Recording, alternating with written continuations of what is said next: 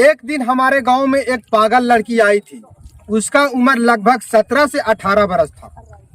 अफसोस की बात यह है कि पूरे गांव के लोग उस लड़की को नाम, एड्रेस सब पूछने का प्रयास किया, लेकिन वो बताया नहीं।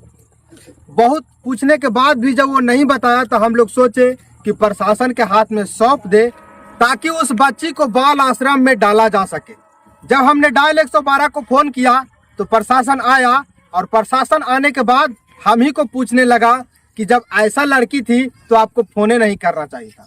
काहे भाई, काहे नहीं फोन करना चाहिए था?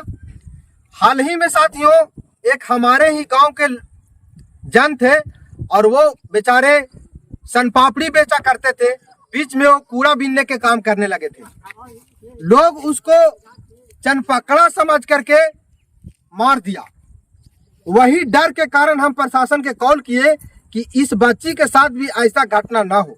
लेकिन जब प्रशासन आया तो हम ही को कहने लगा आपको समझदारी होना चाहिए था, ये पागल है, इसको हम लोग कहाँ ले जा करके रखेंगे? तो भैया आप प्रशासन काहे के लिए हैं? आप प्रशासन क्यों बने हैं? उसको बाल आश्रम में ले जा करके क्यों नहीं डालिएगा? जब हम बोले कि बाल आश्रम में ले जा करके डाल दीजिए तो प्रशासन बोलता है कि ये तो तुम ही कर सकता था, तुम भी जाकर के बाल आश्रम में डाल सकता था। हम क्यों जाए भाई? सरकार हमको पेमेंट दे रही है, सरकार हमको पैसा दे रही है, सरकार आपको वर्दी दिया है, सरकार आपको पैसा देती है, तो सरकार के काम आप नहीं कीजिएगा जी कि सरकार के काम हम करेंगे? तब बोलने लगा कि बाल आश्रम बोधगया में नहीं है, गया में नहीं है, नवादा जाना पड़ेगा। तो हमें कहने का मतलब है आपको दिल्ली जाना पड़ जाए, उससे हमको क्या लेना देना?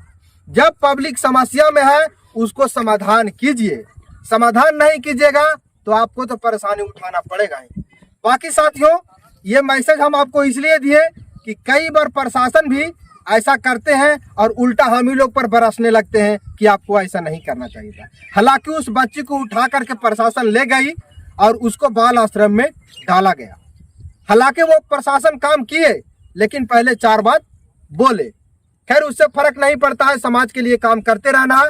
बाकी वीडियो कैसा लगा कमेंट बॉक्स में जवाब जरूर दीजिएगा। बहुत बहुत धन्यवाद।